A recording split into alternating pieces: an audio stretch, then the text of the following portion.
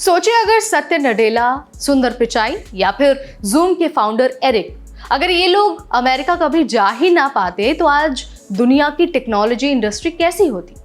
दरअसल अभी हाल ही में डोनाल्ड ट्रंप ने H-1B वीजा पर एक ऐसा नियम लगाया है जिसने पूरी कॉर्पोरेट दुनिया को हिला दिया है। अब अगर कोई कंपनी किसी नए कर्मचारी के लिए H-1B अप्लाई करती है तो उसे देना पड़ेगा सीधा सीधा $1 लाख, यानी कि करीब करीब 88 लाख रुपए। यानी ये सिर्फ एक फी नहीं है, ये अमेरिका के बिजनेस और लीडरशिप का चेहरा बदल सकता है। तो चलिए आपको सब कुछ यहाँ पर बता देते हैं बहुत विस्तार से। नमस्कार, आप देख रहे हैं NBT टेक एड और मैं हूं आपकी होस्ट नेहा उपाध्याय। तो देखिए H-1B वीजा असल में 1990 से चल रहा है और हर साल लगभग 85,000 लोगों को ये वीजा अलॉट किया जाता है। ज्यादातर केसेस में इससे इंडिया के इंजीनियर्स, मैनेजर्स और टेक्नोलॉजी एक्सपर्ट्स अमेरिका जाते हैं। यही वो रास्ता है जिससे बड़े बड़े लीडर्स बने हैं। माइक्रोसॉफ्ट के CEO सत्य नडेला, गूगल और अल्फाबेट के CEO सुंदर पिचाई, अरिस्टा नेटवर्क्स की जयश्री, जूम के एरिक, ऐप डायनामिक्स के फाउंडर ज्योति बंसल। इन लोगों ने सिर्फ नौकरी नहीं की बल्कि अमेरिका की जो टेक्नोलॉजी है उसको दुनिया में बड़े मुकाम पर पहुंचाने का काम भी किया है।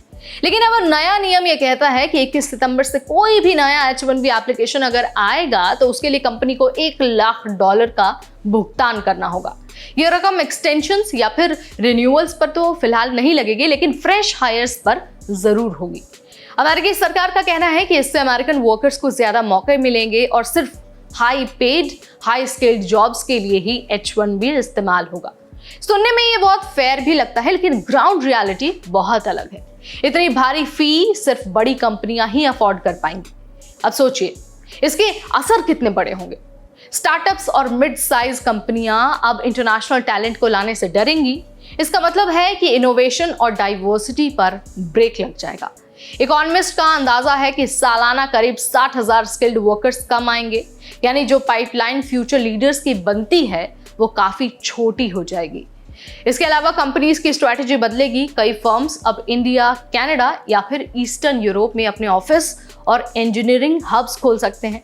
और सबसे बड़ा पॉइंट ये है कि अगर ये रूल पहले से होता तो आज शायद अमेरिका के बोर्ड रूम्स में नडेला, पिचाई या फिर एरिक जैसे नाम ना होते। वहीं दूसरी तरफ ट्रंप के इस नए नियम के बाद से अब कनाडा, यूरोप और एशिया के कई सारे देश जो स्किल्ड वर्कर्स हैं उनके लिए रेड कारपेट बिछा रही है, यानी कि स्वागत कर रही है।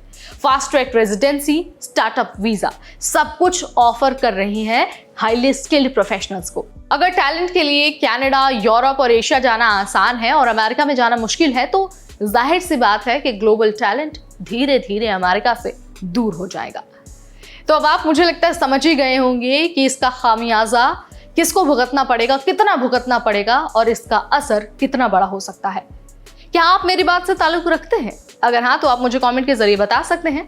इस वीडियो में फिलहाल इतना ही, इस जानकारी में फिलहाल इतना ही। अगली बार फिर आएंगे नई जानकारी, नया वीडियो, नया अपडेट लेकर। तब तक मुझे यानी अपनी होस्ट नेहा को दीजिए इजाजत। Keep watching NBT tech add.